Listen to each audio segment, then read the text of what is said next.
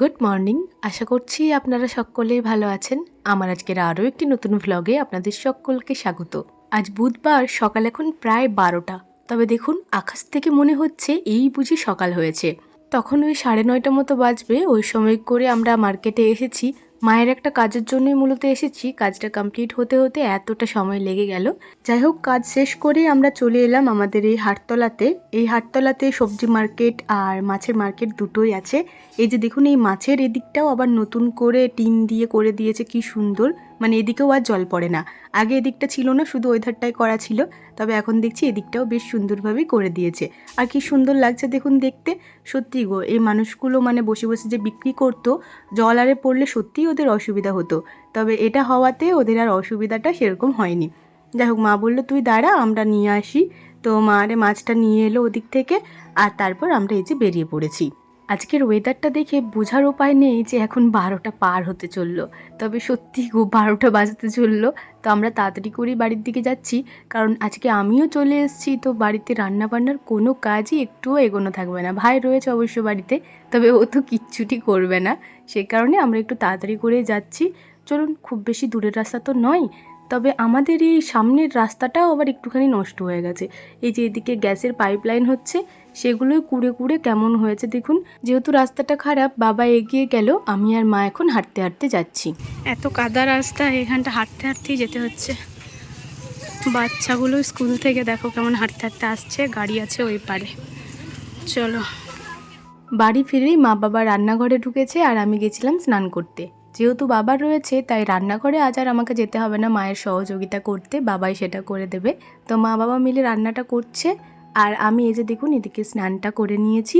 স্নানের পরে এখন এলাম ঠাকুর ঘরে, ঠাকুর মন্দিরে বসে এখন জপটা করে নেব।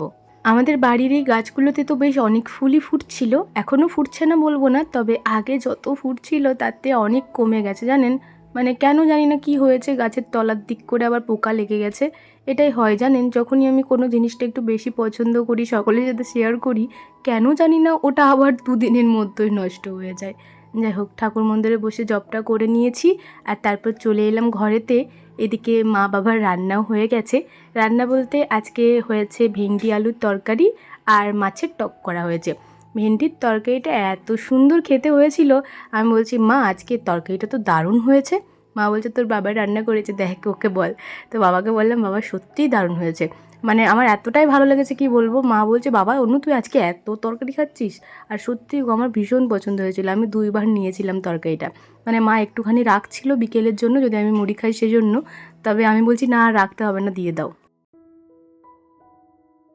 দুপুরে ভাত খাওয়ার পর দারুণ সুন্দর একটা ভাত ঘুম দিয়েছিলাম। মানে ঘুম থেকে উঠতেই ইচ্ছা করছিল না, এত সুন্দর ঘুম দিয়েছি।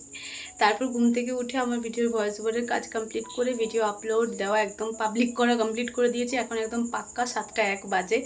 তো বৃষ্টির দিনে কাজকর্মের কোনো ঠিক নেই, কিন্তু খাওয়া দাওয়া টাইম টু টাইম বেশ খাওয়া হচ্ছে। আর বৃষ্টি পড়লে দেখবেন একটু বেশি খিদে পায়। তো দুপুরবেলা ওই যে খাওয়া দাওয়া করেছিলাম। এরপর আমার সেরকম খিদেটা নেই, না খেলেও চলতো। তবে ভাই বলছে দিদি আমার কিছু খেতে ইচ্ছা করছে, তো একটু মুড়ি মাখা কর। তো অল্প কটা মুড়ি মাখা করব। আমি এলাম রান্নাঘরে, মা ওদিকে চা বানাচ্ছে। চলুন, পেঁয়াজ শসা কাঁচা লঙ্কা এই সব কিছু কুচিয়ে নিই, তারপর ওই ধারে ঘরেতে গিয়ে চা মুড়ি একটু ভালো মতো খাওয়া যাক। চলুন এগুলো কুচিয়ে নিই তাহলে। একটুখানি টমেটো থাকলে বেশ ভালো হয় মুড়ি মাখাটা, তবে আজকে টমেটো বাড়িতে নেই। তো শসাটা একটু বেশি করে কুচিয়ে নিয়েছি, আর পেঁয়াজটা অর্ধেকটা একদম পাতলা পাতলা করে কুচিয়েছি। আমার না কাঁচা পেঁয়াজ খুব একটা পছন্দ নয়, তবে মুড়ির সাথে যদি একদম পাতলা পাতলা করে কুচিয়ে মাখা হয়, সেটা আমার বেশ ভালো লাগে। ওটাতে আমার খুব বেশি গন্ধ লাগে না, মানে খুব বেশি চিবি চিবি খেতে হয় না আর কি। আর এদিকে দেখুন, এই ঘরে চলে এসেছি, রান্নাঘরে একদম তালা দিয়ে। আর ভাই মুড়িটা দিয়ে দিল, আমি নিয়ে নিলাম অল্পখানি চানাচুর। আর শসা পেঁয়াজের সাথে সাথে একটা কাঁচা লঙ্কাও কুচিয়ে নিয়েছি। কাঁচা লঙ্কাগুলো না ফ্রিজে থেকে থেকে একদম লাল লঙ্কা হয়ে গেছে, তো সেটাই কুচিয়ে নিয়েছি, কারণ একটু ঝাল ঝাল হলেই ভালো লাগে এই মুড়ি মাখাটা। সাথে করে নিলাম একটুখানি আম তেল। আর সেদিন যে একটা কাঁচা আম ছিল, সেই কাঁচা আমটা আম তেলে দিয়ে দেওয়া হয়েছে। আর তারপর দেখুন মুড়িটা আমার মেখে নিয়েছি সুন্দরভাবে। পেঁয়াজগুলো একদম পাতলা পাতলা করে কেটেছি বলে না, মানে বোঝাই যাচ্ছে না যে কাঁচা পেঁয়াজ কামড়াচ্ছি। আর খেতেও স্বাদ লাগছে যেরকম লাগে আর কি মুড়ি মাখার। আর আমার না এই বৃষ্টির দিনে মুড়ি মাখাটা বেশ পছন্দের। খাবো না করে মাখলাম, কিন্তু আমি সবথেকে বেশি খেয়ে নিয়েছি। যাই হোক, ভাই আর আমি মিলে এখন বসেছি খেতে। মাকেও 2-1 খাবল দিলাম। আর আমি আর ভাই মিলেই বেশি খেয়েছি আর কি। আর এদিকে মায়ের চাও হয়ে গেছে, আমাকেও দিল চা। আর ভাইয়ের জন্য চাটা কিন্তু একদম চিনি ছাড়া, কারণ ভাইয়ের পাটা না ভীষণ রস কাটছে, অনেকটা ছোলা গেছে তো সারতে একটুখানি সময় লাগবে, যদি ওষুধ লাগাচ্ছে 2-3 বার ধরে, তবু একটু সময় তো লাগবে, সেজন্য ওটা চিনি ছাড়া। বৃষ্টি বাদলের দিনে সারাদিন খাওয়া দাওয়া ছাড়া আর কিচ্ছুটি হচ্ছে না। আর যেহেতু বাবার বাড়িতে রয়েছি, মাই সব কিছু একদম মুখের গোড়ায় এনে দিচ্ছে, আমাকে আর বানিয়েও খেতে হচ্ছে না।